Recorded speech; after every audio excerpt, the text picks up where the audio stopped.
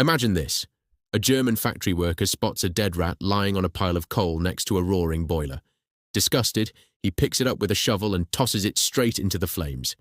Seconds later, a massive explosion rips through the boiler, shattering pipes, destroying machinery and shutting down the entire plant for days or even weeks. This wasn't a scene from a spy movie. This was a real British secret weapon in World War II, the exploding rat. And today, you're going to discover the full, forgotten story of how Churchill's spies turned ordinary dead rodents into one of the most devious sabotage tools ever created. Welcome to Allied Sabotage Vault, where we uncover the obscure Allied tricks, secret weapons, and forgotten missions that helped turn the tide of World War II and the Cold War. If you love dramatic stories of ingenuity that beat superior enemy technology, hit that subscribe button and turn on notifications, because every week we open another hidden vault of history. Let's go back to 1941. Britain stood almost alone against Nazi Germany. Hitler's war machine was rolling across Europe, and Winston Churchill knew that conventional battles weren't enough. He needed something different. He needed chaos from within. So, he created the Special Operations Executive, the SOE, Churchill's secret army of spies, saboteurs, and gadget makers. Their mission? Set Europe ablaze. One of the strangest ideas to come out of the SOE's secret toy shop workshops in London was the explosive rat.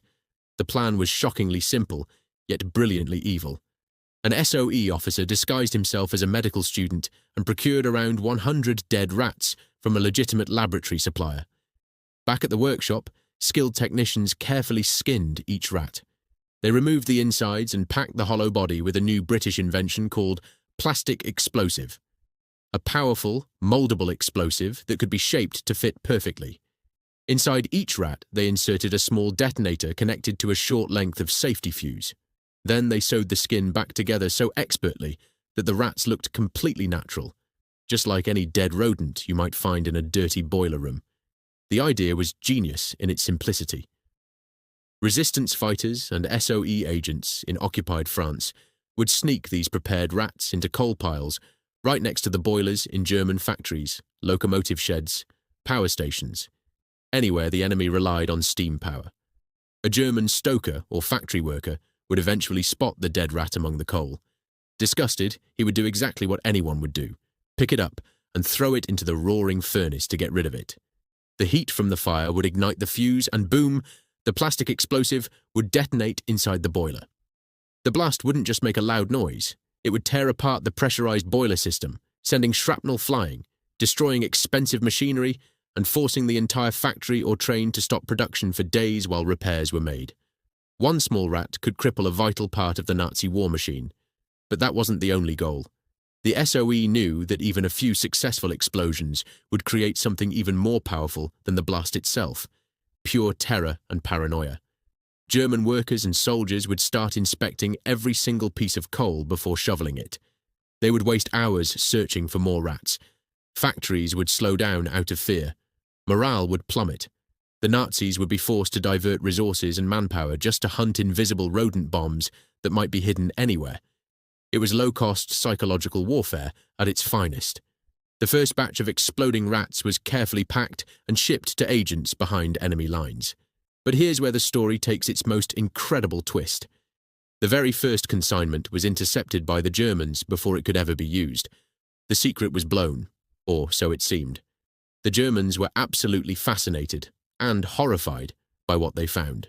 They exhibited the captured explosive rats at top military schools across the Reich. Officers studied them. Soldiers were warned to watch for dead rats everywhere. The German High Command even organized full-scale searches for hundreds of booby-trapped rodents they believed were already distributed across occupied Europe. According to declassified SOE files, the rats caused considerable trouble to the enemy, but not quite in the way that was intended. The actual explosions never happened, yet the operation was declared a massive success. One internal SOE report summed it up perfectly. The trouble caused to them was a much greater success to us than if the rats had actually been used. The mere rumor of exploding rats created widespread panic and wasted countless German hours and resources. Factories slowed, inspections increased.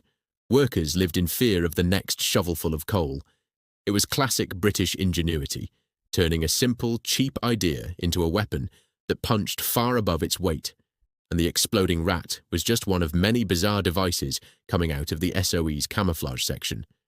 They also created explosive coal that looked identical to normal lumps, disguised bombs hidden inside Chianti wine bottles, and even fake soap and toothpaste tubes packed with explosives.